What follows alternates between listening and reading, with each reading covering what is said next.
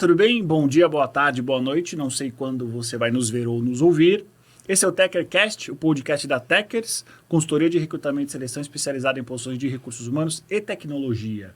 No programa de hoje eu vou ter o prazer de conversar com o Fernanda Sack, mas antes minha autodescrição. Bom, meu nome é Eduardo, sou um homem grande, estou sentado numa mesa de madeira bacana, num estúdio com paredes pretas, estou usando a minha tradicional camisetinha rosa quadriculada, que os meus editores odeiam, porque eles falam que fica ruim na tela, mas é o que tem para hoje.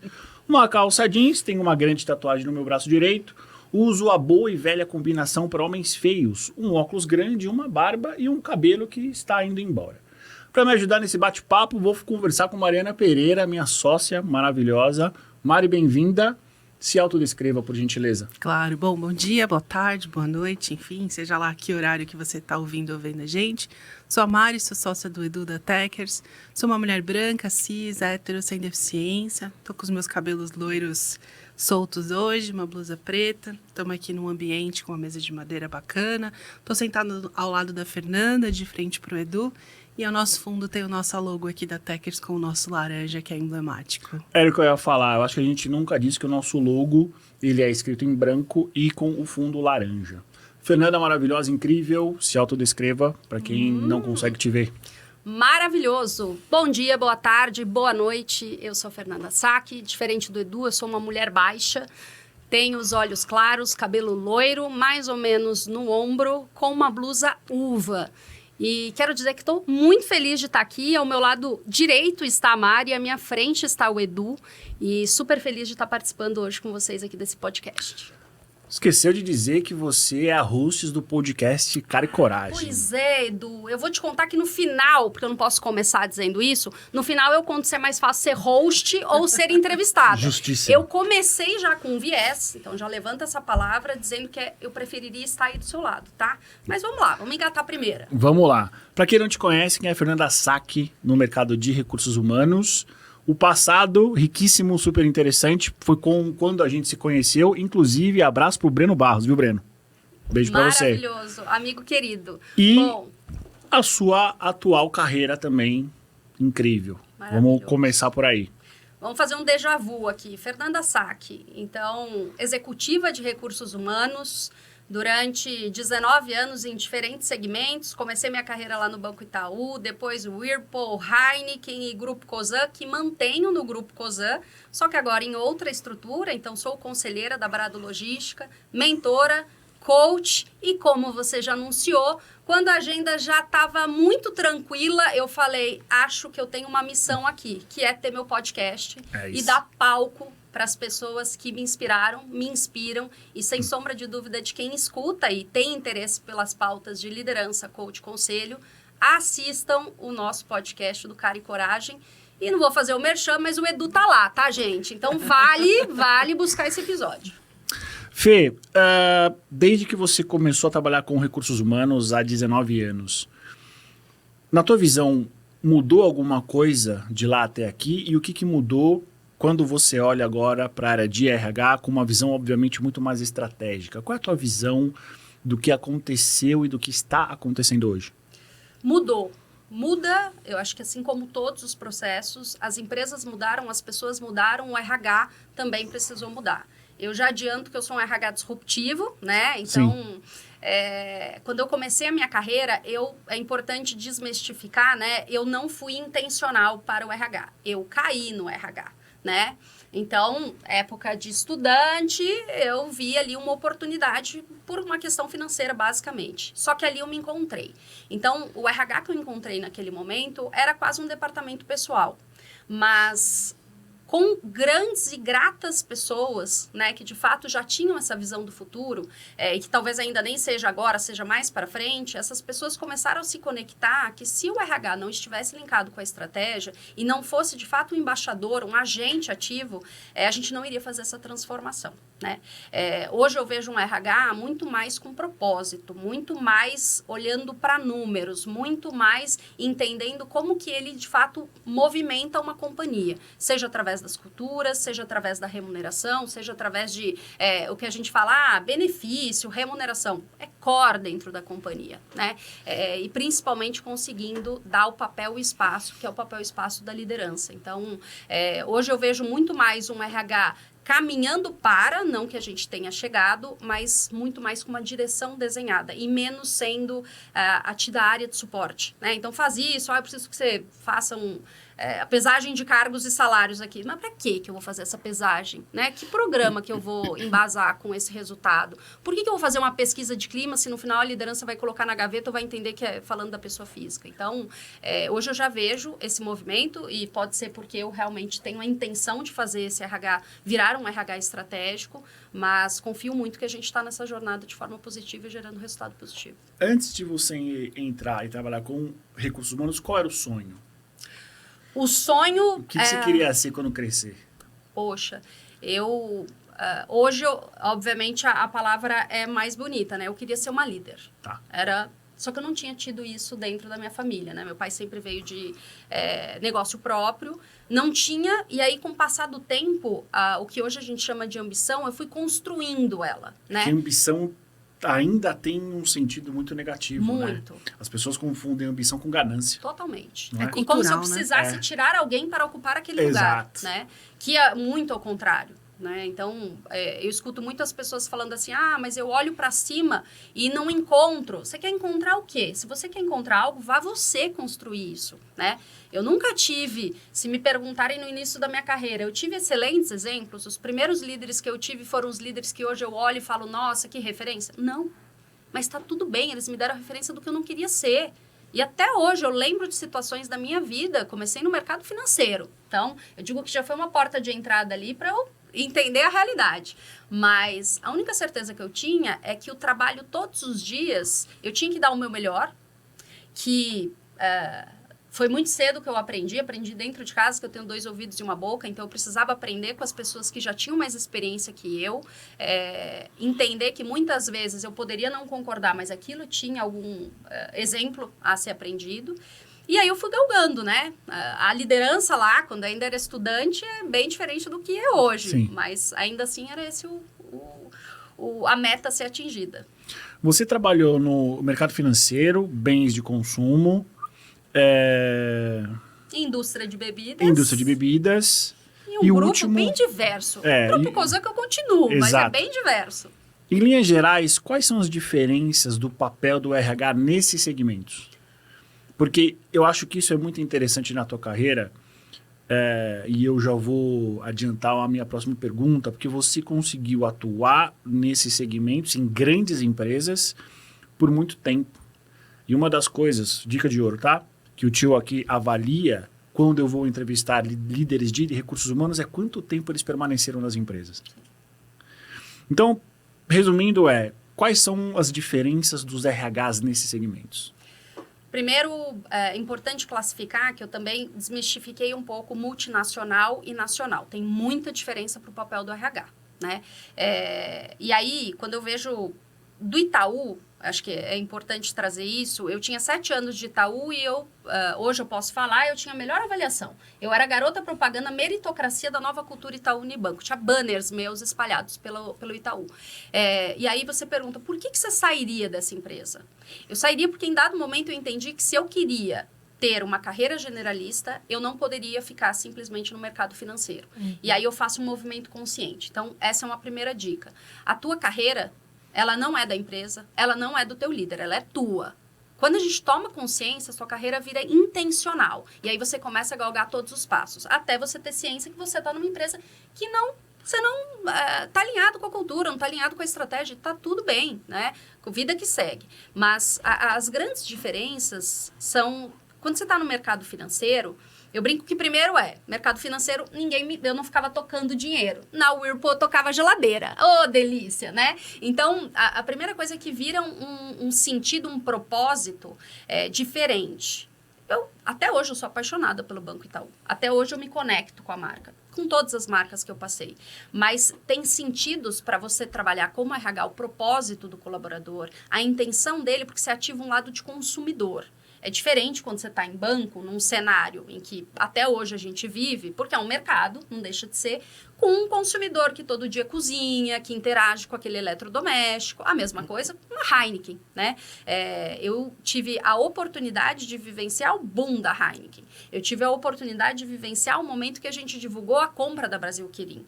Então, não tem como, né? A família, no domingo, você está falando da tua marca, você está bebendo aquela marca, você está vendo as pessoas vibrarem numa sintonia de copa com o produto que você trabalha. Então, você tem um orgulho de pertencer muito diferente. E isso linka muito com retenção, linka muito com atratividade de mercado, linka muito com o propósito de você conversar com a liderança para que cada vez mais a gente traga o estímulo de fazer o desenvolvimento para as carreiras de liderança. Então, para cada segmento, você tem um apelo diferente para se adaptar aos produtos de RH, né? Mas tem o outro lado também. Quando a gente fala de multinacional, o pagamento de bônus é muito diferente que nacional, Exato. né? A questão de que nacional, empresa nacional, tem um aporte muito grande para um trabalho de sustentabilidade, talvez numa onda muito maior agora, sim, você fala, poxa, é o legado que eu estou deixando aqui para o meu país. Então, tudo isso são constituições que a área de RH, ela vai buscando as vantagens de cada um dos segmentos. Todos os segmentos têm as suas vantagens, né? Mas eu digo que o principal em todas elas é que tenha como objetivo ter liderança que tenha o propósito ali de desenvolver seus times, né? Você pode ter uma marca linda, propagandas lindíssimas, benefícios riquíssimos, mas se você não tiver uma liderança que, de fato, explique o porquê elas estão ali sentadas naquela cadeira, de nada vai adiantar ter essas marcas, você não vai reter ali os grandes talentos. O Fê, e você trouxe um pouco do olhar dos diferentes negócios, dos diferentes segmentos, no olhar de RH. E quando a gente olha para os subsistemas de RH, na tua opinião, assim, olhando para todas essas empresas, qual é o mais importante hoje para você? E qual é o que a gente precisa olhar muito para desenvolver e para investir energia e dinheiro? Porque isso vai acarretar em toda a outra cadeia de subsistemas. Vamos lá. Eu acredito muito que todos integrados dão um conteúdo maior. Desintegrados, eles são apenas produtos, né? E cada empresa está no momento. Então, eu já estive em cenários em que a área de remuneração, sem sombra de dúvida, era core. E aí, no momento que você consegue fazer esse link, você fala, bom, próxima dor, né? Porque eu tive cenários ali que tinham dores em todas. Tá? Próximo. Próximo. Para mim, se me perguntasse assim, aonde é o coração do RH? É a definição da cultura que ele desenhou junto com a liderança. Porque é ele que vai nortear o resto. Porque é ele que vai desenvolver os líderes para terem exatamente esse repertório para conversar com seus times e serem o walk the talk todos os dias. Os processos vão reforçar e embasar essa cultura. E no momento em que a gente acaba um ciclo, que normalmente é 1 ano ou 5 anos, no final, aquele colaborador foi sentar no bar ou foi almoçar com a família, ele falou o que é a cultura daquela empresa, exatamente o que aquela parede linda ou aquele PPT lindíssimo, ele conseguiu traduzir no formato dele. Então, para mim, é ali o coração do RH, né? E quando a gente pensa no RH estratégico, eu digo que essa ainda é uma dor. A gente esquece, muitas vezes, numa tomada de decisão, que cultura também é um canal de ética, né? Cultura também é no momento em que a gente está num lazer ali com o board, com os executivos. Aquele tipo de assunto ou aquela intenção do que a gente está conversando também é a cultura da empresa. Então, para mim, hoje, eu vejo que existe... qual área não pode faltar, né? Vamos pensar pelo... O início, eu preciso ter processo, então eu preciso ter uma remuneração ali que me traga o que está acontecendo lá fora para que eu desenhe o que tem aqui dentro e qual a estratégia que tem que ter. Eu preciso ter, uma coisa que em uma das conversas eu falei, recrutamento e seleção é a área que a gente mais deixa de lado, quando na verdade deveria ser a área assim, que manda em toda essa cadeia, né? E a gente falha ainda muito com isso. Então, se eu tivesse que definir aqui, é o coração, né? São as áreas que pulsam todos os dias e normalmente são as áreas que a gente tem maior reclamação também. Então, acho que depende muito do momento da empresa, a gente vai ter que ter uma intenção para forçar ainda mais e fazer ajustes importantes para que a companhia veja que ali é a assinatura daquela cultura. Fê, uma pergunta que talvez você precise de alguns segundos para você responder. Durante a tua carreira como executiva de recursos humanos, qual o projeto que você mais se orgulha? Aquele que você fala, durante esse período, isso me definiu. Bom, não preciso de muitos minutos, é fácil. Bom, é fácil, é fácil. Eu digo que quando eu sentei na cadeira de diretora eu mudei o nome, era RH, né? Eu mudei para Gente e Cultura. Quando eu sentei na cadeira da Rumo, eu achava que eu sabia qual era o desafio, né? Mas eu só entendi quando eu cheguei. Então, eu entendi que eu tinha sido nomeada não pela minha trajetória.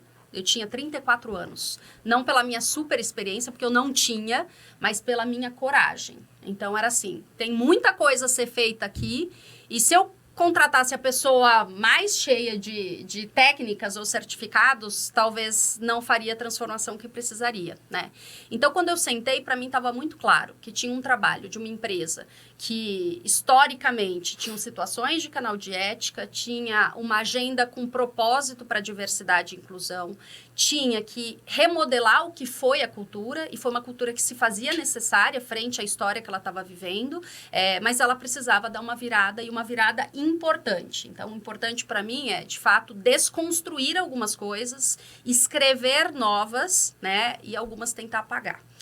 E tudo isso nós fizemos. Então, a gente teve um projeto, eu brinco que eu cheguei no primeiro dia útil de janeiro, em 7 dias tinha uma convenção, onde eu fui a primeira mulher a subir no palco, e eu brinco que, assim, ninguém sabe o que vem no bastidor, né? Mas primeira mulher, eu falei, putz, o meu problema não era a Fernanda subir no palco, o meu problema era as 300 mulheres que estavam assistindo e querendo se inspirar naquela primeira mulher que tinha subido naquele palco. Então, assim, a responsabilidade estava aqui, né? 300 pessoas.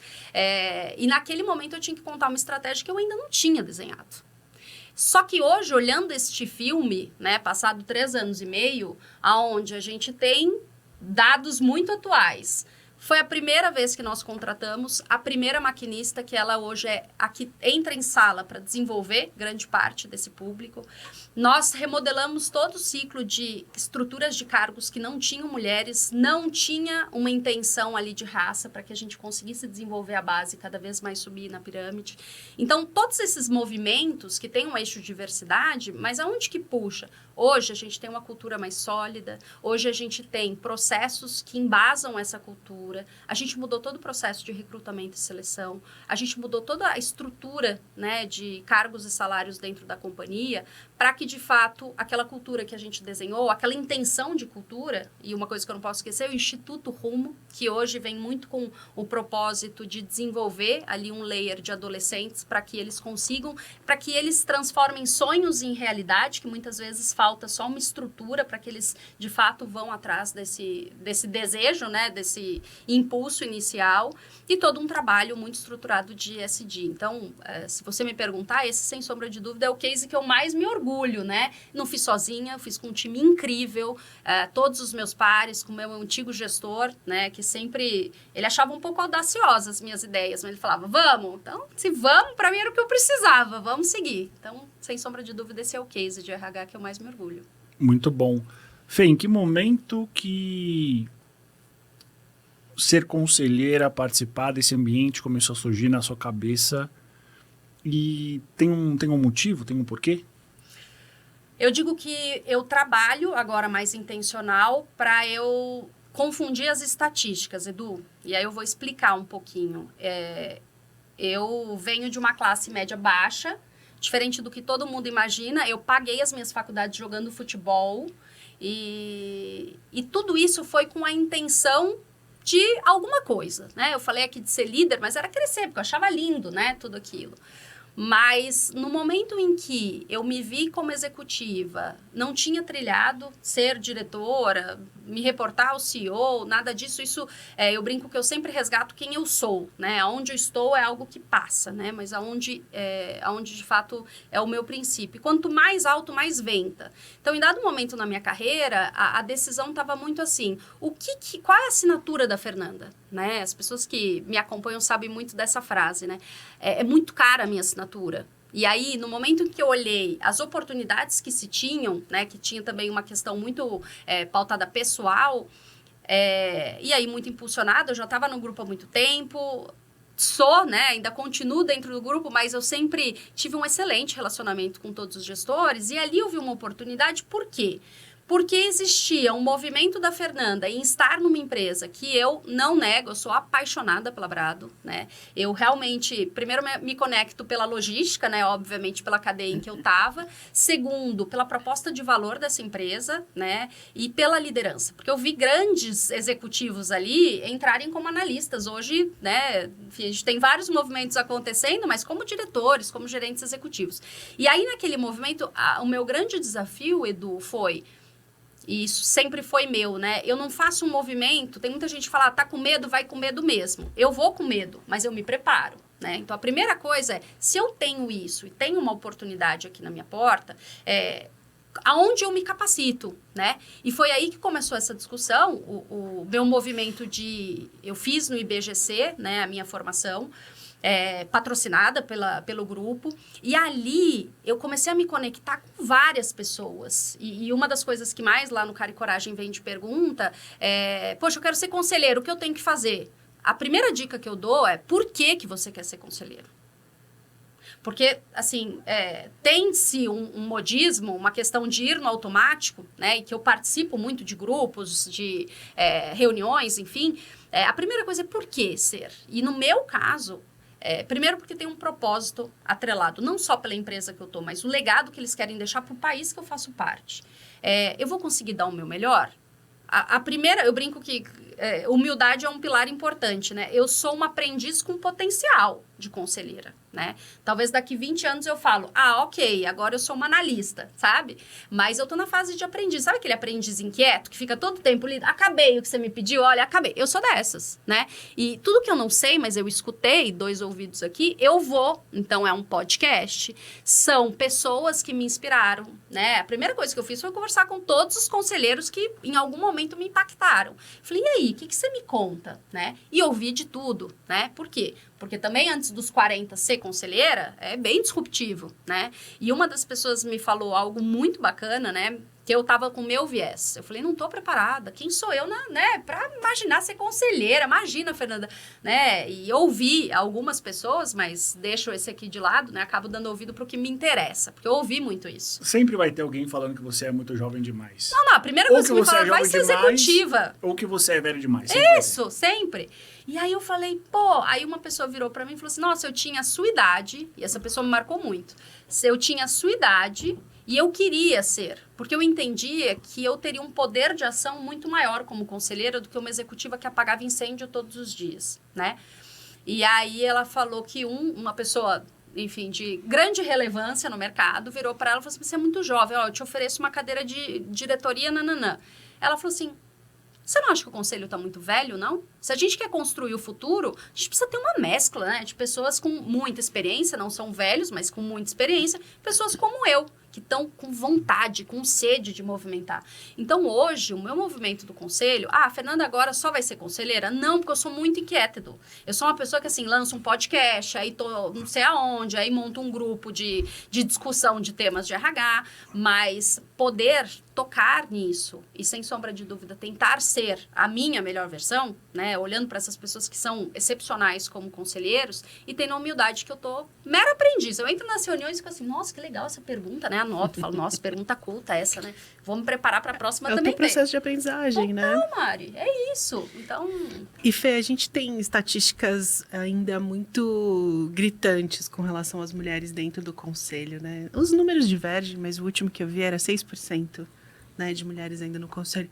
Por que você acha que nós ainda somos tão poucas? Ainda é muito batida essa coisa da síndrome da impostora, da gente achar que a gente nunca é capaz, do reforti, né, que a gente acha que sempre tem que ter um sponsorship para levar a gente até ali. Você acha que é isso ou tem mais coisas? Ou a gente já superou essas barreiras? Como é que é isso para você? Eu ainda não tenho uma opinião definida a respeito, eu queria te ouvir. Eu vou construir, porque eu digo que essa opinião ela também evolui, né? Sim, nós somos poucas, porque se a gente entende que o fluxo até então de formação de conselheiros era quem tinha 20 anos na cadeira como CEO, vai demorar muito tempo para esses 6 virar 12, né? Então, vamos trabalhar com estatística no primeiro momento. De fato, a gente não estava nessas posições. Aí a gente pode abrir uma outra discussão. A gente não estava porque a gente não queria, porque não tinha oportunidade. Acho que essa é uma outra discussão. Mas eu vejo ao mesmo tempo, e meu prisma sempre vai ser para o otimismo, sempre. Eu vejo também uma questão nossa, nós mulheres, a gente tendo a possibilidade de se conectar. Sim, eu tenho a síndrome da impostora, põe ela aqui na minha frente porque eu vou enfrentar ela. Sim, eu tenho homens que batem na mesa, que gritam, que querem mostrar que... Sabe como que eu respondo? Mais elegante do que eu sou. Eu baixo mais ainda meu tom de voz. E quando eu não sou bem-vinda, eu sou por mim. Eu não dependo do outro para ser bem-vinda, né? Então, tem algumas nuances que eu acredito muito, e é um lema de vida minha, né? Que é o seguinte: quando tá muito difícil, deixa eu olhar pelo lado mais fácil. Quando eu entro numa sala, e por anos, eu acho que dá para eu contar os anos que não foram assim, né? Conforme eu fui crescendo na minha carreira, mais foi se esvaziando as colegas, né? E mais eu tive homens. E eu sempre falo isso, foram eles que me patrocinaram. Eu sou muito grata a todos os homens, né, dentro da minha carreira. Assim como eu sou muito grata a várias mulheres. Eu brinco que, assim, voe alto, mas leve outras junto com você, né? Esse é um lema também. E como conselheira, que eu me conecto com várias outras conselheiras, e isso que eu trouxe aqui, né, da questão de que com medo eu sempre tive a síndrome da impostora. Eu brinco que ela até tem nome para me acompanhar. Mas eu sempre... busquei me aperfeiçoar. Quando eu achava que eu não estava segura, e naturalmente eu não estava, porque eu olhava para o lado e eu não tinha com quem me ancorar, né? Eu buscava me formar. Se eu tinha que subir num palco, isso não era confortável e talvez nunca será para mim, como eu me preparo? Como que eu trago uma pessoa que possa me dar essa robustez, né? Então, minha primeira, acho que, reflexão aqui é, sim, se a gente olha estatisticamente, vai demorar. Ao mesmo tempo, eu vejo as companhias com a intenção de começar a movimentar isso. Então, se não tem 20 anos de experiência, como eu não tinha, né? Poxa, mas a gente tem um trabalho de cultura a ser feito. Quem que pode ser? Eu tenho uma questão financeira. Quem que são as CFOs que eu poderia trazer para cá? Eu vejo uma flexibilização também do mundo corporativo em que ele possa ser executivo e também ser conselheiro. Isso me dá mais possibilidade ainda de mulheres, né?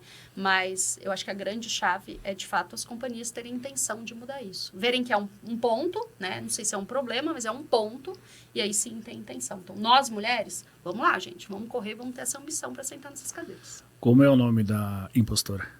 Como é o nome? Judite. Judite. Judite. Tem dias que é Judite, tem dias que é Juju. Vamos, Juju. Vamos. Me ajuda, Juju. Me ajuda. Trabalha junto comigo. Vai estar complexo, mas vamos embora.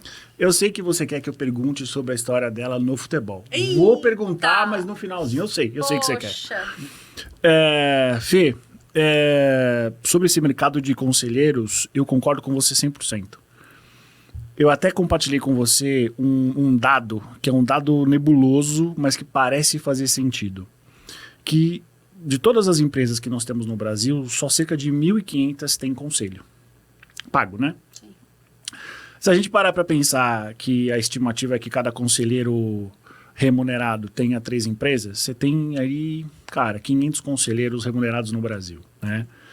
Parece fazer sentido dentro do que a gente vê. Quando você fala que o mundo corporativo está patrocinando, entre aspas, essa entrada das mulheres, eu vejo isso. Eu vejo isso de uma maneira muito feliz.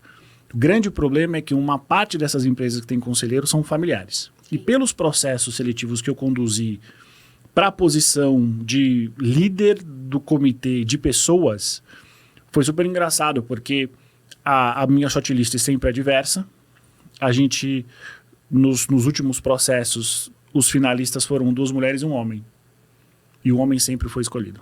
E o homem, ele era menos estudado do que as mulheres, tinha menos experiência geral, mas ele tinha uma identificação com os membros masculinos do conselho. E aí, uma das minhas candidatas, muito educadamente, falou: pô, Edu, eu entendo a decisão, mas eu não concordo. Porque como que eu vou... começar de fato uma carreira como conselheira, ou como eu vou me consolidar se no final do dia é tudo a mesma coisa? Eu falei, pô, você tem 100% de razão e eu não tenho que te responder. Sim. E quando você traz esse número, né, principalmente eu lembro quando eu comecei há 8 anos atrás no grupo e não tinha uma mulher conselheira, né? Mas sendo muito sincera, eu não sabia nem qual era o papel de conselheiro quando eu entrei, porque eu não interagia com esse tema. E como uma mulher muito inquieta, eu via as oportunidades e eu ia abraçando, né? Então, em dado momento, tem que ir lá apresentar no conselho a parte de remuneração. Agora você é a pessoa executiva responsável para ir no conselho. Eu achava aquilo super diferente, assim, porque eu colocava aqueles conselheiros num pedestal, né? Além deles, era só Deus. E aí eu falava, tem que preparar, tem que levar. E eu não tinha esse olhar, Edu. A verdade é que eu não tinha esse olhar, porque eu olhava há 20 anos de carreira, poxa, né, tal. E aí, naquele start que eu comecei a tirar meus véus ali de que ninguém era Deus e que a gente tinha possibilidade, eu falei, poxa, mas tal pessoa contribuiu mais do que tal. Nossa, que coisa, e era mulher, tal. Eu comecei a trabalhar e atuar de forma intencional. Então, a gente começou a mexer nos conselhos dentro do grupo, primeiro, para entender o que a gente queria do conselheiro. Porque a gente não tinha isso. E eu acho que a grande maioria das companhias não tinha isso e não tem desenhado. Né? Não tem, Você eu acho que sabe não bem. tem. Qual o percentual de empresas que te contratam para conselho? Baixíssima. Baixíssima, porque é contratação por network. Exato. Assim, eu falo porque eu sou privilegiada, porque como que foi esse processo? Eu estava dentro do grupo, as pessoas me conheciam. É muito mais fácil, né? A Fernanda não é competente? Sou. Eu, durante anos, mostrei isso, por isso que eu estou numa cadeira de conselheira. Porém, não foi um processo seletivo, né? Mas tudo isso, eu acredito muito que quando a empresa começou a olhar e falar... Tá, então, já que é interno, e o processo, alguns, né, não posso dizer todos agora, porque eu já nem acompanho, mas a grande maioria dos que eu acompanhei, como que era? Era por indicação, né? Então, e aí começou a vir, poxa, mas e tal pessoa? E tal, nossa, essa mulher também tem esses pré-requisitos. E acho que a primeira coisa é a gente ter consciência de que existem vieses, né? Eu já ouvi algumas pessoas falando, poxa, mas essa questão de recrutamento todo mundo agora, os RHs estão falando sobre vieses inconscientes. Porque assim, enquanto a gente não colocar na mesa os nossos problemas, eu não mudo o que fez sentido até ontem, né? E que faz sentido muitas vezes, né? Então, se uma mulher chega num conselho e traz uma provocação, é incisiva naquela provocação, porque ela realmente está defendendo por uma experiência que ela tem... ela está sendo resistente para não falar outra palavra que normalmente se utiliza. Se é o homem que muitas vezes fala, não concordo, isso tal, não, vamos pensar porque ele tem um ponto, né? Então, tudo isso, eu acredito muito que quando se tem, e eu, obviamente, como executiva de RH, você sempre tem que estar pautado para consciência. Então, se é o CEO que vai fazer essa contratação, o que você quer dessa vaga? E ser chato mesmo. Pô, mas você tem 2 currículos. Mas o cara isso, o cara aquilo, o cara tal. Tá, mas, pô, o que muda nesse currículo, né? E com essas provocações começaram a vir. Então, hoje, grande parte dos conselhos dentro do grupo, nós temos, se não 50%, a gente tem 30% que tem mulheres. E não é mulheres porque a gente abriu mão de alguma coisa. São mulheres excepcionais, que eu chamo para tomar café e falo, me ensina, porque é incrível, né? E isso dá exemplo, isso faz um movimento, isso vai quebrando muito desses históricos, né? Para que cada vez mais a gente vire esse olhar para a competência, né? Você trouxe algo muito interessante. O que faz um conselheiro? Agora que você está vivendo essa realidade, qual seria a resposta que você se daria? Primeiro, o conselheiro ele passa a ter uma visão de drone, né? Eu tinha a visão da mesa, de assinar, de vamos, faz isso, faz aquilo, do fervo, daquele calor, né? E dessa realidade que eu tô, é um calor de operação 24/7, né? Isso me pulsa. Então, quando eu penso no papel do conselheiro, ele tem que ter essa virada, porque ele passa a olhar como um mapa, né? E ali, a posição dele é assegurar que todo o planejamento estratégico no curto, no médio, longo prazo esteja pautado por uma governança corporativa. Então, política, se tiver qualquer situação de crise, eu tenho uma gestão de crise, Qual a tecnologia que está movimentando? Poxa, como que está a auditoria aqui? Quais são os processos que doem dentro da companhia? Como que está a cultura? Como que a gente está preocupado? Quais são os índices? Aqueles bem piegas, né, de turnover, mas assim, como está o planejamento sucessório? Se esse CEO que está sentado na cadeira é a pessoa certa? Quem que são os estatutários? Por que eles são estatutários? O que eles querem movimentar? Sustentabilidade, que projetos que eles fazem hoje? Como que eles impactam a cadeia de valor? Então, todo esse olhar, todo mundo fala, é estratégico, é estratégico. Mas assim, voltando para o job description, no mínimo você ler o material. Hoje eu tenho reunião de conselho à tarde, é estudar aquele material. No meu caso, que obviamente minha visão acaba sendo muito direcionada para os processos que eu vivo, né, que é core, para mim, é voltar com quem é a head de RH e falar, pô, isso, me traz mais detalhes, me traz mais repertório. No momento do conselho, você tá lá 100% prestando atenção se aquilo vai levar de fato, se tá linkado para o futuro. Às vezes falar não e falar eu não concordo, né? É se posicionar muito em prol aquele negócio que você está vivendo. Eu recentemente fui visitar uma das plantas que eu já conhecia, mas teve mudança e uma das ações de crescimento da empresa vem muito concentrada nessa planta. E, curiosamente, eu sei que isso não é algo que conselheiro faz, né? E eu gosto sempre de dizer, não é papel do conselho só estar na reunião no ar-condicionado. Sentado, né? É sentado. Canetinha pra anotar, né? Não é. Fala mais sobre isso, porque tem muito executivo que enxerga o se tornar conselheiro como um trabalho onde ele vai trabalhar muito pouco e vai ganhar muito dinheiro. Quase como se fosse uma aposentadoria remunerada. Sim. Traz um pouco da sua visão, que já é diferente. Perfeito. Isso existe muito e ainda é um grande percentual. Mas aí eu vou falar a Fernanda, né? Quando eu penso na intenção do que é ser conselheiro, é você saber o que acontece, não é viver, porque eu não estou no dia a dia.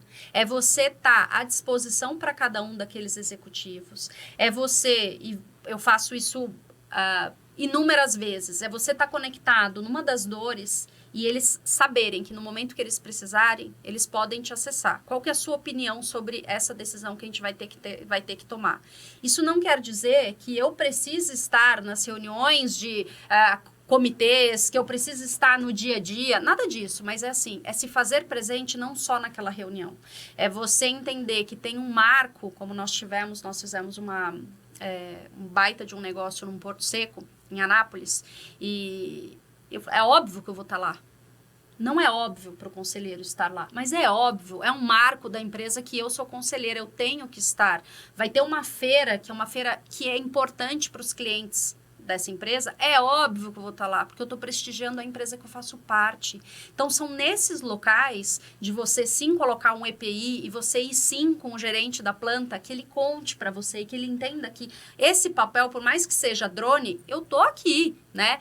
Mas eu vejo que ainda isso é pouco, né? Eu ainda vejo que é aquela reunião a cada 3 meses, se for a cada 3 meses, que você vai lá, faz, às vezes, uma pergunta super robusta, que é aquela pergunta que eu anoto no meu caderninho, mas... E é isso, né? E aí, quando tem um movimento muito importante, porque sabem que você vai ter que aprovar na reunião, te ligam um pouco antes, e eu já fiz esse papel como executiva de RH, e falo, isso, tem alguma dúvida? Como que tá?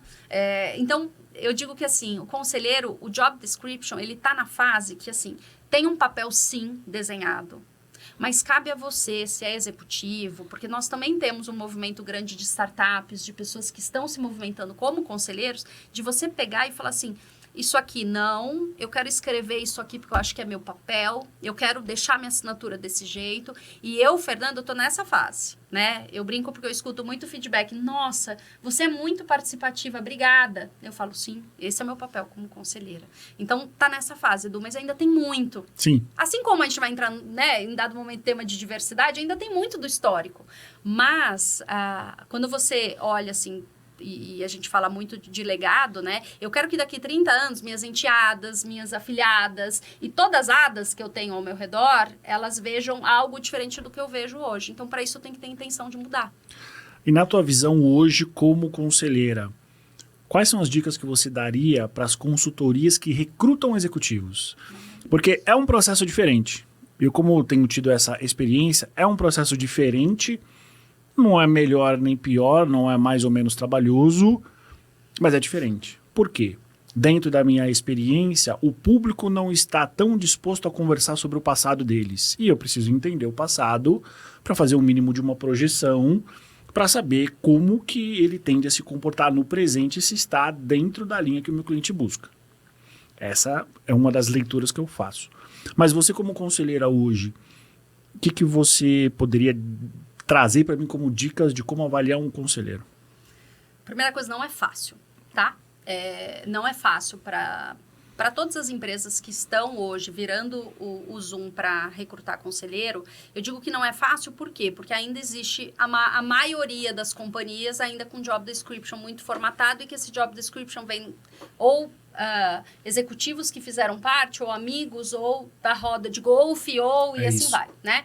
Então não é fácil, é um desafio. Mas tirando essa parte, indo pelo lado positivo, eu digo que normalmente, as mudanças estruturais que acontecem, e pelo lado otimista e pelo que eu vivi, elas iniciam por provocações da área de recursos humanos, que normalmente são as áreas que interagem, né, com as consultorias. Então, beba dessa fonte. Qual o apetite para isso? Né? Como que você consegue, através do seu shortlist ou no formato em que você vai conversar com aqueles executivos, também ter o canto da sereia, né? Fazer com que aquilo seja deles. Eu digo que os meus maiores projetos não foram assinados pela Fernanda Sack. Foi pelo VP tal, foi para Nanã, e eu falava, vai pro palco, fala que foi você que fez.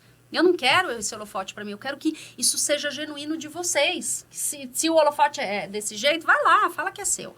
E do conselho é a mesma coisa, né? Quantas vezes eu não mexi o job description, quantas vezes eu chegava assim e falava, nossa, é um espetáculo, aquela mulher eu entrevistei, e nananana, voltava com a mulher e falou, isso é muito forte seu, adorei na entrevista. Por quê? Porque ela precisava da confiança para trazer aquele exemplo. Aquele exemplo ia fazer a diferença no momento que ela sentasse com o CEO, porque, de fato, era aquilo que a gente precisava transformar dentro da companhia. Então, no papel do recrutador, a primeira coisa é entender o quanto que esse conselheiro se preparou, se ele ainda existe, né, algo que eu espero que seja mito, isso desconstrua, né, que você não precisa se formar. Eu nunca tinha ouvido governança corporativa dentro do mundo empresarial. Nunca ninguém tinha me falado do papel do conselheiro para uma perspectiva de atuação, de movimento. Eu fui aprender tudo isso dentro de uma instituição que é a mais renomada que a gente tem hoje aqui no Brasil. Sim. E depois disso ainda fui convidada para fazer grupo de mentoria com pessoas bastante influentes, que eu aprendi ainda mais. Então eu falei, putz, realmente aprendiz da aprendiz, mas tem o potencial, vamos embora.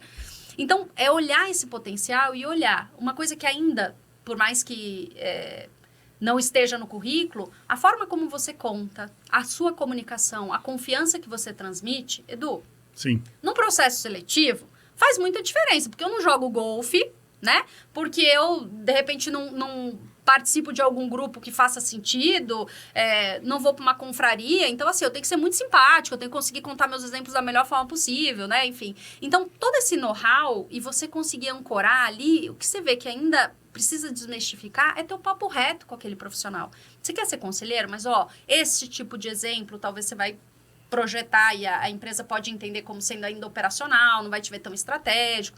Então, você também poder fazer esse tipo de jogo de cintura, sabe? Mas é muito difícil, porque ainda o percentual é muito baixo. Exatamente. Até chegar nessa fase, tem um funil aí grande.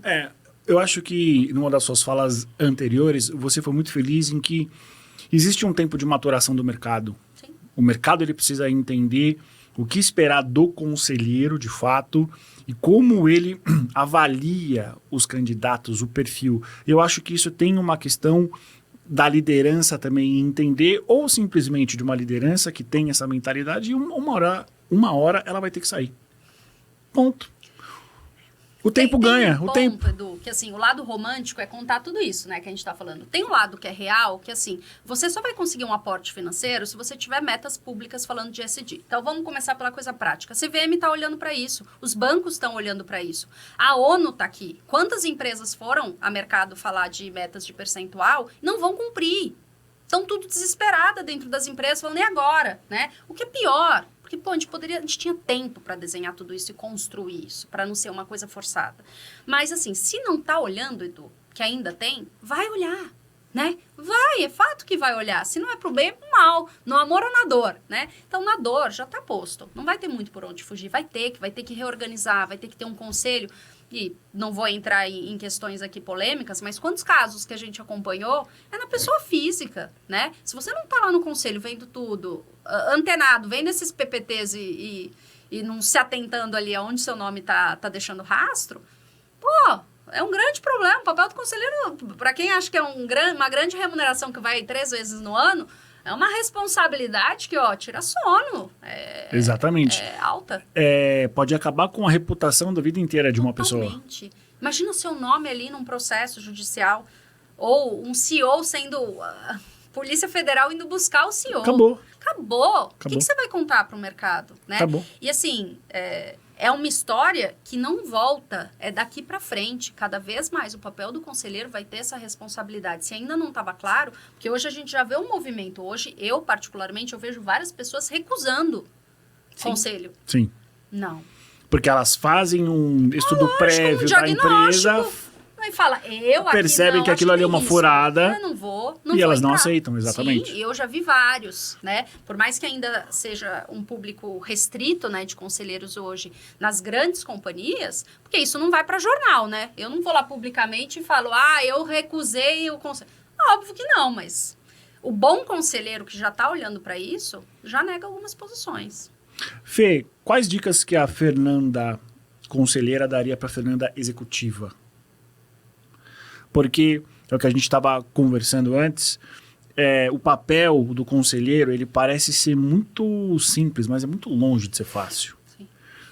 E é uma linha muito tênue que muitas vezes se confunde. Com a tua vivência hoje, o que você falaria para a Fê de, 5, 6 anos atrás, para ela melhorar como executiva? Primeiro, questões financeiras, né? A gente ainda, como executiva de RH, a gente deixa muito a responsabilidade pro CFO, né? Isso eu demorei ao longo da minha carreira de entender que esse é meu papel, né? O P&L, ou um olhar do que a gente está projetando, dívidas e tudo mais, não é do CFO e nem do CEO, é do RH também. Então, quando isso caiu a minha ficha, eu falei, opa, e essa é uma dica, né? Se eu tivesse tido, talvez, dos 18 anos, 15 anos com esse olhar, hoje eu teria uma casca muito maior, né? Então, sim, você ter uma competência financeira, conseguir olhar essa projeção pela perspectiva de crescimento, se é o caso da empresa, esse é o primeiro. Segundo, relacionamento, ele muda muito, né? E pouco se fala, porque normalmente vem para um cunho pejorativo, né? De lobby. Não é isso que eu estou falando. É relacionamento para que a gente esteja alinhado, né? Para que eu converse com o CEO, para que eu converse com o diretor de tecnologia e entenda qual que é a dor dele naquilo. Então, eu sempre tive forte, com a maior modéstia possível, a questão de relacionamento. Mas o meu sempre foi real, né? Então, era genuíno. Às vezes, nesse ambiente, ele tem que ser intencional. Eu não perco o nível de ser genuíno, mas ele passa a ser intencional. Porque como eu nunca liguei, ele é CEO, ele tal, isso não era para mim uma coisa. Hoje ele é. Então hoje eu me desafio a falar com a pessoa, mesmo que a pessoa não tenha me procurado. No momento que eu assumi a cadeira, eu procurei todos os executivos, eu procurei todos os conselheiros que ali estariam. E eu, com a maior humildade, falei, eu sou um aprendiz e estou aprendendo com você. Então, a questão de ter um relacionamento intencional é importante. E o terceiro é se prepare. Se prepare porque você pode ter 20, 30 anos de carreira, não está garantido, né? Se você realmente quer ser um conselheiro que vai mudar o patamar, né, naquele mísero reunião ou miseramente nas interações que você tem, se prepare. Esteja atualizado. Saiba você o que é a tendência de inovação, quais são os processos. Seja você, não aquela pessoa que fala, a inteligência artificial vai passar, é o modismo. Seja você a falar em que momento que a empresa tem que virar a chave, em que momento ela tem que investir, em que momento que a gente está prejudicando o longo prazo com o curto prazo, né? Então, eu diria essas 3 itens, sabe? Que para mim, se eu soubesse, eu teria feito isso de uma forma muito mais forçada.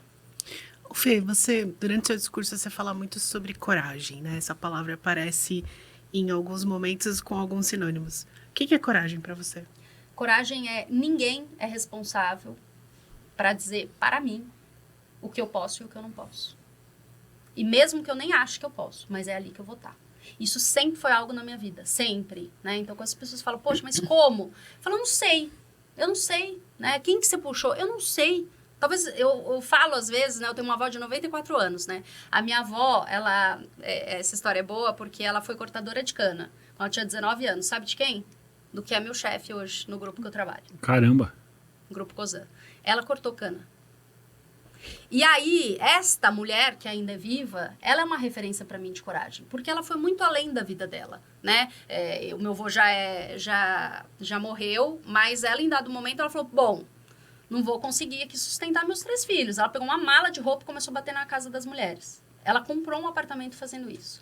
Então, para mim, é nessas mulheres que eu me conecto, sabe? E aí eu tô falando de mulheres, independente, assim, a minha coragem é que ninguém vai ser responsável por dizer até onde eu posso chegar. E pode ser que em dado momento falou, agora eu tô bem, né? E chegar não é o topo. Chegar é onde me faz feliz. E isso muda muito esse sinônimo, né? Porque cargo e crachá, muita gente está infeliz, tendo um cargo bem relevante. Muito bom. Fê, vamos falar um pouco sobre saúde mental, que a gente estava conversando antes também. A percepção que eu tenho é que os profissionais de recursos humanos começaram a... Não é que eles começaram, perdão. Começou a ser noticiado tardiamente pós-pandemia que os profissionais de RH estão sofrendo muito sobre burnout, síndrome do pânico, demais doenças mentais, né? Na tua visão, o que precisa ser feito em termos de políticas para eventualmente melhorar esse cenário para o profissional de recursos humanos? Quando a gente fala tardiamente, a gente ainda começou a dar um zoom e grifar mesmo no momento da pandemia. Exato. Né? Mas sempre teve. Na real, sempre teve. Sempre teve. A diferença é que no passado a gente falava assim, não aguentou o tranco. Exato. Eu sou dessa época, né? Porque várias vezes o feedback que eu recebi é, nossa, hein? Você tava ontem até meia-noite, chegou aqui 6 horas da manhã, mandou mó bem na apresentação. E eu achava aquilo demais. Eu era a workaholic e eu achava aquilo demais, né? Hoje, pela perspectiva que eu tenho e das pessoas que eu vejo, né? A gente começou a se respeitar mais, Edu. E aí, respeitar é valorizar o que realmente é nosso, né? Porque por muitos anos, os meus exemplos eram aquelas pessoas que ficavam 30 anos e não entendiam que família era o longo prazo. Né? E na pandemia, quantos que eu acompanhei que não queriam voltar para o escritório? Aí se perguntava por quê? Porque não conseguia. Aquela realidade do longo prazo não foi construída, né? Então, assim, quando a gente fala de inteligência emocional, para mim, primeiro é você ter consciência como indivíduo do que é importante para você, né? E quando isso se define, a balança muda. Então, não é à toa, e hoje a gente ainda fala muito de maternidade, mas não é à toa que hoje os homens estão dizendo, eu prefiro trabalhar de casa porque eu posso acompanhar, eu vejo meu filho crescer, né? E tudo isso começou a vir numa avalanche, por quê? Porque a gente também tem um efeito que não é novo, mas a gente está se permitindo ou está deixando ser dominado, que é o efeito notícia, né? Hoje é tão bonito ver a vida dos outros no Instagram. É tão legal ver aquele executivo que cresceu mais rápido do que você. É tão legal ver aquela pessoa que meia-noite está falando PNL fechado. E aquilo vai te consumindo porque você sempre está ineficiente, né? Você sempre está atrás das pessoas que te inspiram. Nessa comparação maluca, né? Maluca. Então, assim, a frustração, ela vem numa velocidade muito maior do que o reconhecimento. Porque antes o reconhecimento estava no dia a dia. Eu não era influenciada por isso. Eu era influenciada pelo Edu, que eu via todos os dias. Falava, pô, o Edu foi promovido, mas ele estava aqui comigo naquela reunião. Hoje não, todo mundo é promovido, todo mundo está feliz. E eu tô aqui me matando. Às vezes com um líder que não é o líder que me inspira, sabe? Num negócio que, pô, nem sei se eu acredito nisso aqui. Somado a isso, uma geração que a gente se incomoda, né? Recentemente eu fui dar uma palestra e uma das pessoas falou, pô, fala sobre geração. Eu falei, olha, eu vou falar da minha, né? Quando eu cheguei no escritório, o mais novo tinha minha idade, sabe? As pessoas que quando eu entrei no banco, né? As pessoas, pô, tinha minha idade de experiência. Eu falava, cara, eu não sou nada aqui dentro. E era essa a minha referência, né? Hoje, as pessoas chegam e falam, esse cara chato, né? Que nem sabe falar de inteligência artificial. A gente tem que aprender. E como RH, eu falo isso muito para os meus colegas. O que fez sentido não faz mais. Muda seu mindset. Esse 9-in-box que a gente tem mania de pôr. Cara, que coisa chata, sabe? Aquela mandala que cada vez mudava de cor. Não faz mais sentido, gente. Vamos mudar. Eu não falo com esse público. O mundo das caixinhas do RH acabou, né? Porque a gente blocava as pessoas no 9-in-box, no plano de sucessão, a gente bloca as pessoas dentro da cultura, dentro da remuneração. Super. E aquilo fazia um sentido, né? Quando a gente ia apresentar aquilo nas reuniões para o conselho e para a diretoria, aqueles PPTs enormes, com aquelas tabelas enormes, porque aquilo era talvez a materialização de um processo binário. Ou você era ou você não era. Ou você estava ali ou você não estava ali. Se você estivesse ali, você estava muito bem. Se você não estivesse ali, você estava à margem daquela sociedade que é aquele CNPJ. Total. Hoje em dia aquilo não cabe, porque você mostra aquilo para a geração Z, eles olham e falam assim, não entendo. Mas a gente está numa fase que é uma fase que eu brinco que é bem esquizofrênica. Porque o público que eu entro no conselho, ele ainda quer ver. Exato. Ele ainda quer. Se eu não levo o turnover, cadê o turnover? Cadê a tabela? Cadê a pesquisa de nananã? Cadê? Mas qual que é a pesagem? É segundo qual metodologia? Então, assim, é esquizofrênico, por quê? Porque eu não posso tirar. Porque as pessoas que vão ver ainda querem. Exato. E aí, deixa eu ver se eu entendi. A gente precisa ter uma linha de comunicação para o conselho e uma linha de comunicação para a nossa população, é isso? E nessa da população, e até para o conselho, você tem que ter multicomunicações. Porque tem aquele que quer pragmático, vai dar, não vai dar. Aquele que vai querer entrar no detalhe. Porque, imagina, uma pessoa, e aí eu vou chamar de sênior, ela quer entender no detalhe, ela quer que você conte, que você explique. Aí você vai descer, tem a população da operação, que você tem que adaptar a sua comunicação, e você tem que entender que você sabe do que ele passa no dia a dia. Você tem o board, que é uma outra comunicação. Você tem que justificar o financeiro. Então, assim, é quase que uma conversa esquizofrênica. Você tem que saber transitar em todos esses ambientes. O que é interessante é que o conceito é o mesmo, mas como você apresenta é diferente. Completamente. É a forma, né? É a forma. É a forma. E como que você tira um processo que a vida inteira esteve lá? Porque isso foi o que fez ele virar conselheiro, Exato. o que fez ele ser o executivo. Então, tudo isso... então, quando a gente fala, né? O que não sai de moda, né? Porque várias pessoas falam, pô, Fê, isso aí já não é mais de moda, isso tal. O que isso não sai de moda? De tudo. Se tivesse um vendaval aqui, o que não sai de moda? Não sai de moda o gestor saber qual que é o papel dele. E que ele está lá, não para entregar o resultado, mas fazer com que o time dele esteja no ápice da performance, no ápice da motivação, linkado com o propósito, dando o seu melhor ali. E isso não temos ainda. Ou seja, nem esse conceito básico a gente sabe. A gente está indo no job description da liderança. Por quê? Porque também nem o líder sabe porque ele foi promovido. Ele muitas vezes foi promovido porque ele é técnico. E aí, sabe o que acontece? E vou falar com causa, né, RH. Promove o fulano ou a ciclana, né? Tem muita técnica. E esquece. Pô, você já se viu promovido? Eu me vi várias vezes. Eu falava, o que eu vou falar para aquele time? Por onde eu começo? Cara, por onde que eu conto que eu não tenho a estratégia, né? Para quem que eu peço ajuda, né? E hoje, mais do que nunca, eu falo, como RH, como a gente é sempre demandado, é a consultoria que quer prestar serviço, é o cliente que precisa de você, é o time que precisa, você fica confortável, né? Aí, no momento que você se torna número 1 de RH, para quem que você vai contar que você não sabe qual o processo que vai suportar essa empresa? Para ninguém. Para ninguém. E aí você se vê sozinha. O líder é exatamente essa realidade. Porque ninguém chega para ele e fala, cara, quanto mais alto, mais venta. E mais sozinho você tá.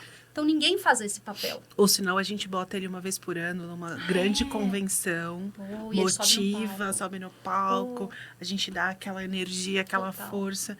E no dia seguinte, o que ele faz com tudo aquilo? Pô, nada. Mas a gente também, o mundo corporativo, ele tem um efeito que é bem curioso, né? Há quem diga que é eco, né? Vou tentar não entrar nessa palavra. Mas esse poder, sabe? Daquele crachazão.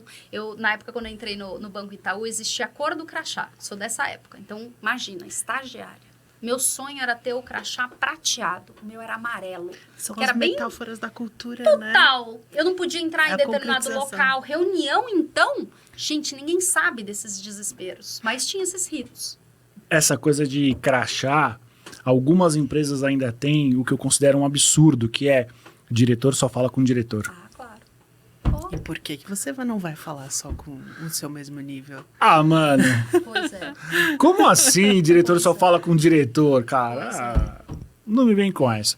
Eu não posso deixar de aproveitar esse momento, tanto o Mário quanto o Fê, para perguntar sobre quais são as opções que as novas empresas têm para eventualmente fazer uma gestão das gerações mais novas. Se o Ninebox não funciona, o que funciona? Porque a gente precisa ter uma ferramenta minimamente replicável para as empresas. Existe alguma coisa que vocês estão vendo ou que vocês acham que vai fazer sentido? Ou tá tão caótico, aleatório, que tudo pode funcionar e nada pode funcionar? Eu acho que tudo pode funcionar e nada pode funcionar. Eu acho que a gente sai daquele mecanismo de RH binário, de matriz de liderança do Rancharan. Nossa, quem nunca implantou? Total. Eu implantei em 2 empresas aquilo. Aquilo é a coisa mais esquizofrênica que existe. Porque você pega um livro americano, porcamente traduzido para o português, e você fala agora para uma pessoa que está ali na linha de produção que ele é um líder dele mesmo. E aí ele olha para você e fala assim, mas eu nem sei o que é isso, dona. O que é isso, dona? O que é ser um líder? E eu viro para um executivo e falo, ó, você é líder de mais 4 gerações abaixo de você. E ele fala, mas eu não sou nem líder de mim mesma. Então, na minha cabeça, eu acho que a gente sai desse mundo do binarismo e a gente está num mundo do caos. E eu acho que você tem que olhar para a cultura da sua empresa e tentar entender o que funciona ali para você. E esquecer o que está acontecendo no mundo. Porque o que está acontecendo no mundo não vai caber dentro da sua... Do seu propósito, da sua necessidade, do momento em que você está. Não sei se você concorda ou discorda, por favor. Com certeza. Eu gosto muito dessa palavra caos, né? O caos. Periodicamente a gente vive um caos. Sim. E a gente está num caos. Para que ele existe? Ele existe para a gente começar a ressignificar algumas coisas que fizeram sentido e construir novos, né? Os processos de RH são esses, né? Eu era que levantava a mão, achava o Ninebox lindo, tá? Ainda mudava a cor todo ano para parecer diferente o slide. Mas ele faz sentido. Faz! Depende, então, isso que eu ia trazer. Ele faz sentido. Quando você olha para uma empresa como eu tava de 10 mil funcionários, cara, você tem que ter uma governança para conseguir fazer todo o processo de meritocracia, para conseguir ter aquele slide, tudo.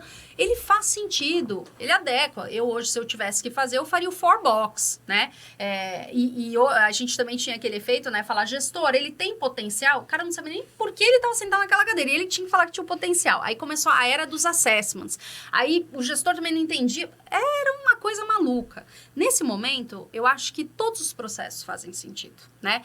Desde que eles estejam estruturados para sair alguma coisa. Fazer por fazer, sem ter o objetivo ali, você perde tempo da liderança. Quantos gestores falam, Fê, eu tô com operação 24%, você quer que eu pare um dia inteiro para falar? Falei, porque são as pessoas, né?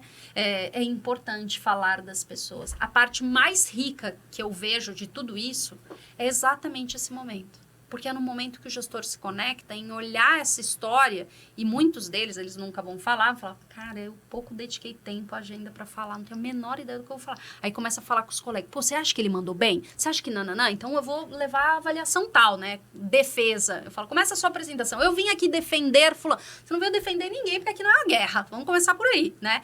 Mas hoje eu vejo que assim, a gente está numa fase que a primeira coisa vamos parar com essa história, essa geração mimimi, essa geração não quer trabalhar, essa geração... Cara... Eu discordo 100% disso. Totalmente, vamos parar com isso. É a geração que tá levantando e falando assim, cara, você tá sem dormir há um mês. Você nunca tirou férias para ficar com a sua família. 10 horas da noite, você tá no celular respondendo. É isso? Não é a vida que eu quero. Sabe assim? Exatamente. Então, assim, vamos começar a cair algumas fichas para que o caos mostre o que a gente quer daqui para frente, né? Então, eu vejo muito isso. O processo em si, ele embasa o que a gente está querendo reconstruir. Então, cabe também, acho que aqui aos RHs que estão nos ouvindo, não vai no que tem que fazer, sabe? Para um dia, olha para os seus processos e fala, pô, você está coerente? Por que eu faço desse jeito? Que dor que eu estou entregando dentro da minha empresa, sabe? Isso não muda. Pô. Você trouxe algumas coisas muito interessantes que eu vou tentar sintetizar numa pergunta. Como que um RH que não é bem recebido num ambiente corporativo, ele começa a se tornar importante?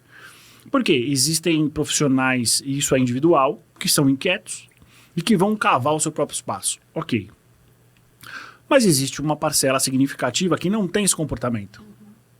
E que estão em ambientes agressivos, ambientes em que o recursos humanos é pagadoria, e que eles enxergam que eventualmente existe ali um potencial para a empresa ser mais daquilo que ela é, através do RH. Linhas gerais, Fê, porque também não tem receita de bolo. O que você faria nesse tipo de situação? Como é que eu cavo o meu espaço sendo recursos humanos? Acho que o primeiro passo é a origem do porquê existe, né? O RH continua RH, por quê? Porque é uma área de humanos. Então, você tem que ter um olhar para isso. Quem são? Quem são as pessoas que estão aqui, né? E quando eu escuto, eu não tive ainda esse desprazer de não ser pessoa no grata, né? Ainda não, mas já tive muita discussão calorosa que eu falei, agora eu virei no grata, mas eu digo que, assim, você tem que ter muita leitura, né? É quase um processo de change. Quem são? Então, frente à estratégia que você está querendo adotar, quem são os detratores, quem vai te impulsionar para o que você quer mudar e quem são os neutros disfarçados. Porque neutro mesmo nunca tem, né? Essas pesquisas de clima, você sempre tem uma opinião. Mas eu digo que, assim, como todas as áreas, a gente vai ter aquela pessoa que está lá só para entregar, vai ter aquela pessoa que vestiu a camisa e falar, eu vou fazer isso acontecer, e aí pode ser para um lado positivo ou para um lado não tão positivo. Mas como RH, eu vejo que assim, e eu posso estar sendo romântica nesse olhar, eu acho a área mais estratégica que tem dentro da companhia. É a área que fala com todas as pessoas, é a área que movimenta, ninguém entra se não passar. Pô, olha que poder que tem na mão, né? É a área que comanda todos os ajustes da companhia, o bônus, o processo de bônus. É a área que movimenta toda a cultura que tem dentro dessa companhia, sabe? Então, quando eu olho para isso, eu falo, caraca, que responsabilidade que a gente tem na mão. Então, já que eu tenho, o que eu vou deixar aqui, sabe? Mas é óbvio que eu sei que ainda não são todos que estão com esse olhar, não são todos que querem deixar de ser uma área de suporte e virar uma área estratégica. No momento que vira uma ficha de falar assim, o que é empresa? A não ser que seja uma empresa de 2 funcionários, que ainda assim são as pessoas, né? Quando não virar essa perspectiva e as pessoas começarem a se conectar a isso, então aquelas pessoas que, eu não tenho muita paciência para ficar conversando com as pessoas, ou tempo para... eu falo, putz, então temos um problema aqui seríssimo, né? Porque ser bom tecnicamente não vai fazer você se manter, não é nem crescer, é se manter. Excelente. Fê, conta um pouco da tua história do futebol pra gente. Quer o futebol? Quero futebol, porque eu tenho uma sensação de que talvez tenha sido um momento muito importante e que formou você em alguns aspectos. Porque o futebol, para a mulher, deduzo que há 20 e tantos anos atrás, não é o que é hoje. Então você tinha que fazer um esforço para jogar bola. Poxa.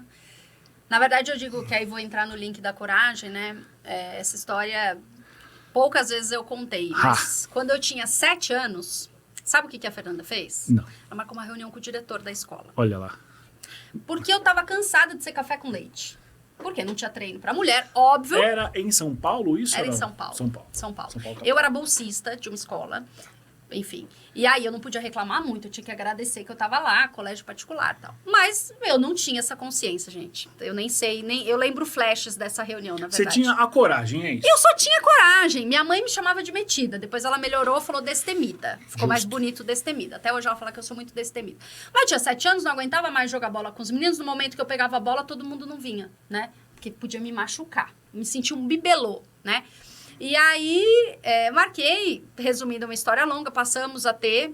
E, na verdade, só era futebol porque eu era ruim. Eu não era boa em vôlei, não era boa em handball. Minha mão não pegava a bola. Achava lindo aquelas mulheres que conseguiam chegar na bola, jogar, enfim. E aí, começa a questão do futebol. Mas por que o futebol, então? Por quê? Bom, essa é uma ótima pergunta. Porque é o seguinte, eu venho de uma família que só tem homens. Então, os meus primos eram homens. O meu irmão mais velho. E o que acontecia? No momento que eles queriam... força, eles faziam um paredão. Quem ia pro paredão? Eu. Óbvio, né? Era a parte mais legal. Então, eu me adequava às atividades dos homens. Só que eu gostava daquilo. Eu achava super legal correr atrás de uma bola e acho até hoje. E aí, o que aconteceu? Eu ia na escola, queria jogar, queria jogar com os meninos e tal. E aí, eu comecei, fiz lá na escola. Quando eu entrei na faculdade, o meu pai, o sonho dele era que eu fizesse PUC. E aí... por vários fatores, por questão de valores, nunca tinha visto droga na minha frente, eu sabia o valor do dinheiro, né? E perder aula na PUC, para mim, era jogar um dinheiro do meu pai no lixo, né? E aí eu falei, não quero mais fazer. Só que o sonho do meu pai era a PUC. Meu pai é daquela geração, meu pai é um homem muito bravo.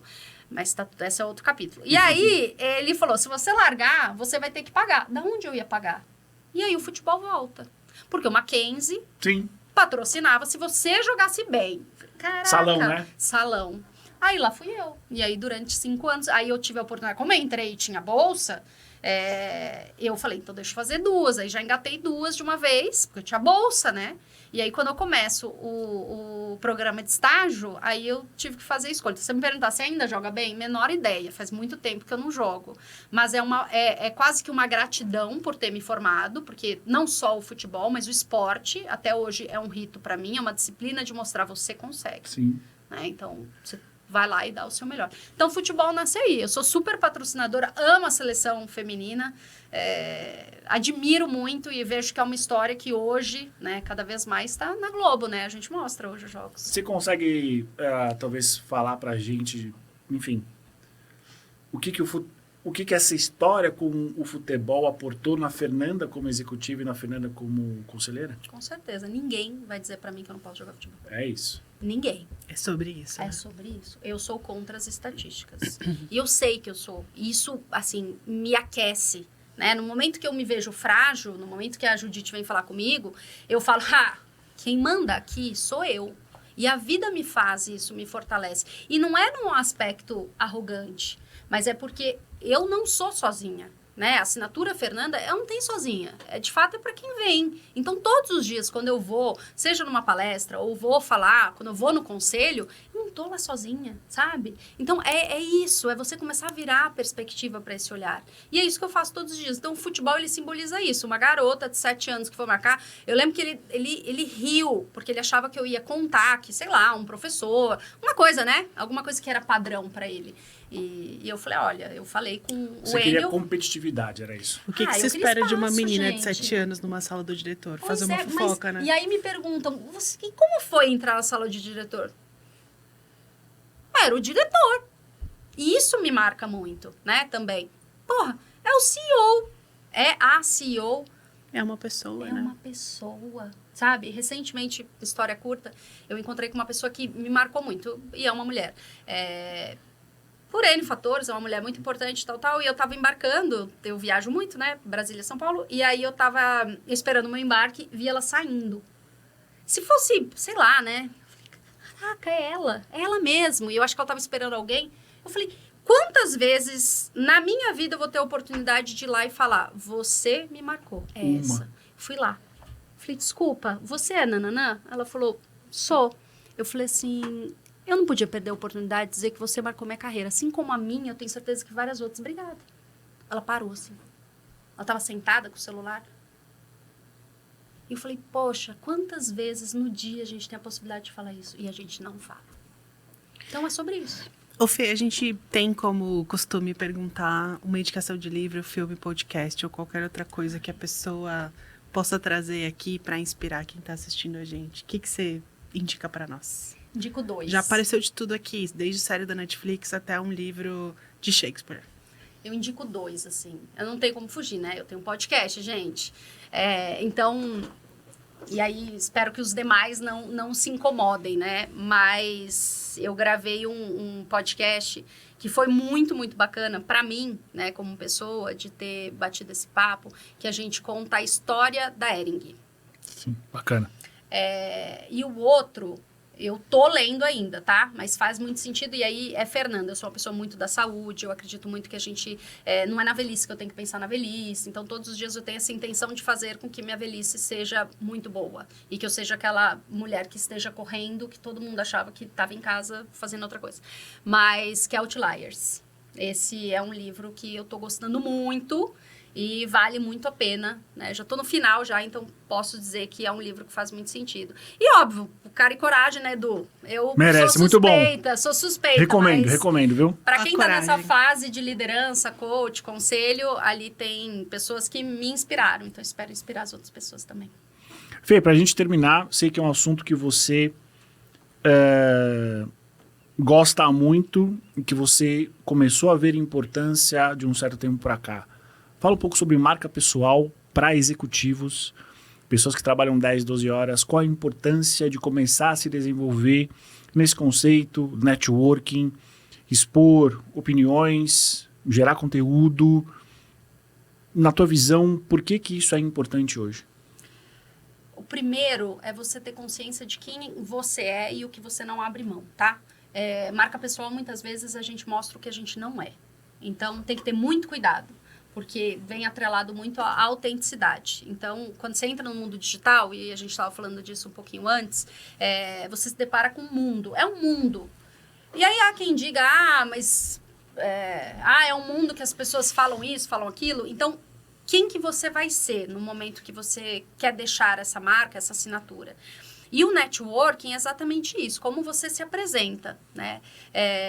Eu me apresento para as pessoas da mesma forma que eu me apresentaria se eu não estivesse. Hoje não tenho que apresentar alguém, né? Ou uma entidade ou um logo por trás de mim. Mas eu sou essa pessoa, né? E dentro do mundo corporativo, a gente infelizmente é doutrinado a estar numa condição. Essa sou eu sou a Fernanda.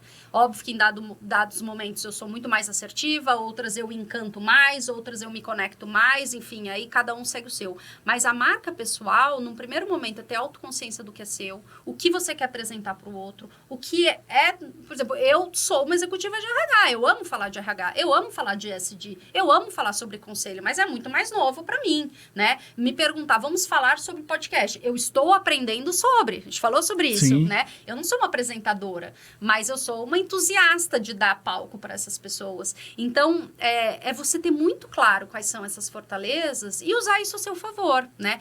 Se me perguntassem, né? Várias vezes eu fiz teste, até porque, né, é muito atrelado ao RH, e aí as pessoas falam, nossa, você é super desenvolta, sua comunicação, eu sou chamada para dar palestra para comunicação. Eu falei, não pode ser.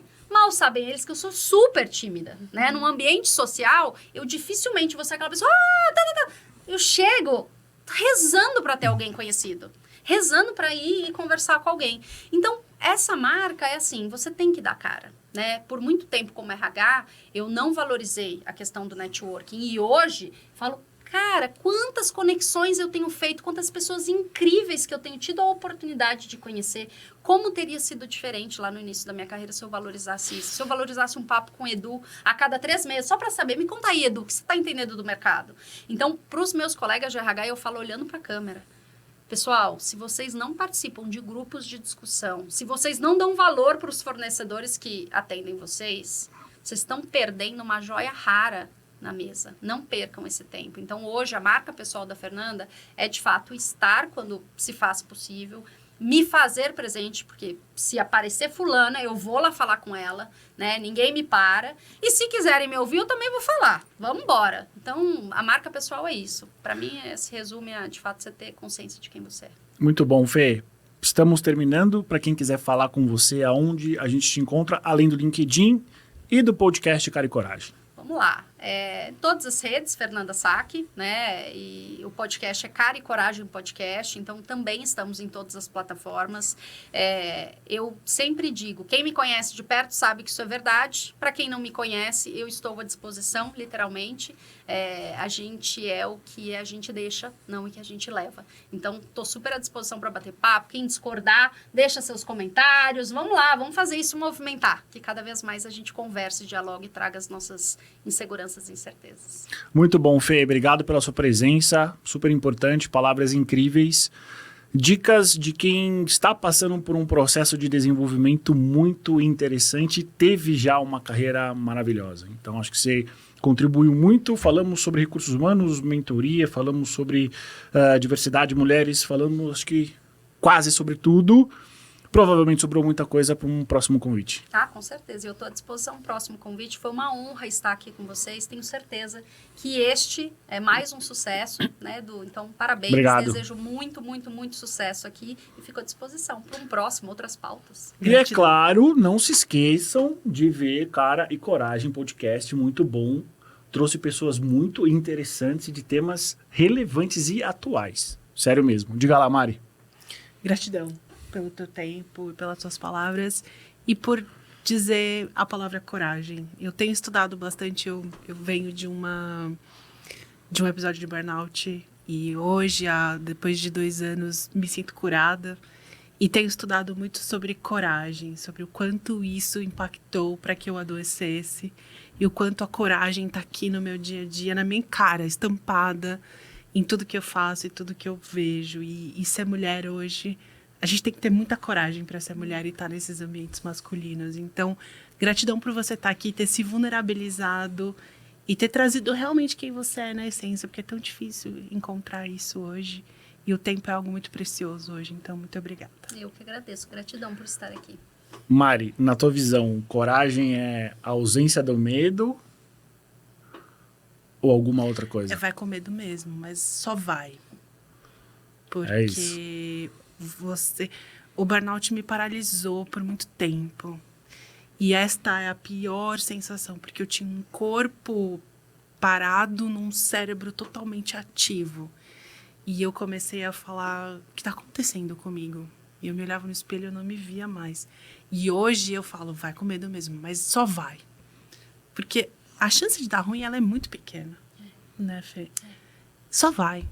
Eu te faço essa pergunta porque eu gosto muito da origem das palavras. Eu acho, já dizia lá na Bíblia, né? A palavra tem força, né? Coragem é uma coisa e covardia é outra. Uhum. E as pessoas acham que quem não tem coragem é covarde, não é isso?